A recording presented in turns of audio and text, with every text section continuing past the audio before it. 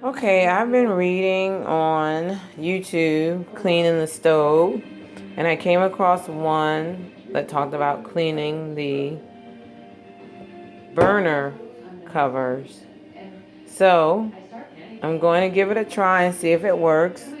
My burners aren't so bad, but this sticky grease, no matter how hard I try to clean it, it does not come clean. So cheap ammonia, gallon bag to cover the cover is all that's needed. Ammonia is strong, so you may want to have some eye coverings. But basically, let me turn the camera.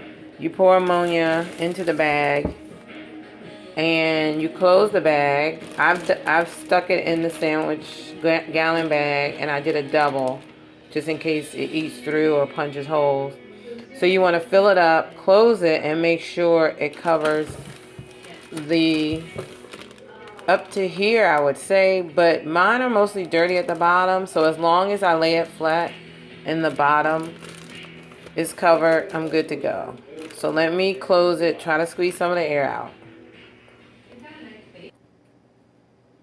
I'm moving over for more light, but basically I also wanted to say I would recommend putting it in a container, because if you have any spillage, you don't want it to spill out on your floor or whatever you have it on. So again, you want to make sure that you have enough ammonia that's covering the majority of this. So I'm going to add more, because I want to make sure, I want to get it to at least up to here. Then you just close your Ziploc. I just closed one because I wanted to check how much ammonia I had. So once I get enough in, so I'm going to just go on record and say, because I'm going to do this again, I have 4 of these, to fill it halfway with ammonia. Okay? And then close it, and then you have to let it sit. The video said 12 hours, but I'm going to do almost a day.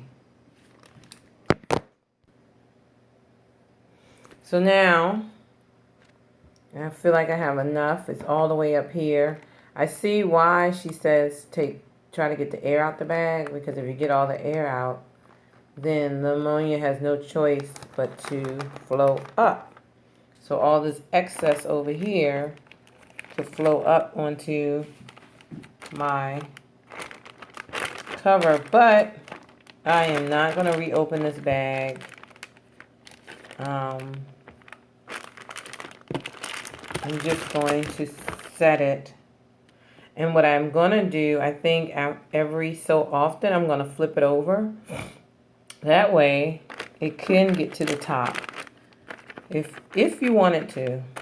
And I think I want to let the top get some also. I'm just going to start cleaning it up. And you see the junk just coming right off.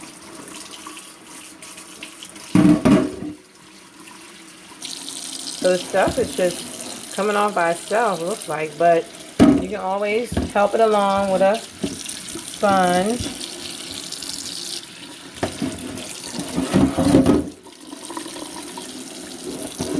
So I'm going to finish wiping this down. See how it comes out. Do not forget about the bottom of your burner. You have a lot of stuff there too, and anything that doesn't come off with a sponge, which it looks like almost everything does, you can use a putty knife. I didn't have one. So you can use, I'm using a butter knife, but I would recommend getting a putty knife, because I think the reason putty knives are used is because they don't scratch your paint. So I'm going to use, look how easy it's coming up though. That's great. So I'm going to go back. I just wanted to remind you to flip it over. I'm going to go back to my sponge more so. And the next one I do, I'm going to go to the store and get a cheap little putty knife. I have cleaned Use a little putty knife, butter knife. I would recommend a putty knife. And I think it did an excellent job. The grease and grime is gone. So I say yes, it works. Ammonia, a gallon bag, and letting it sit for, I would say overnight is best. You're done cooking, you're not using a stove. If you think you need to jump up early in the morning and use the stove, then do it after breakfast. Let it sit while you go to work, and when you come back, clean it. Or you can do like I'm doing, one or two a day. That way, if you have to use the stove, you still can. But it works wonders. It does work.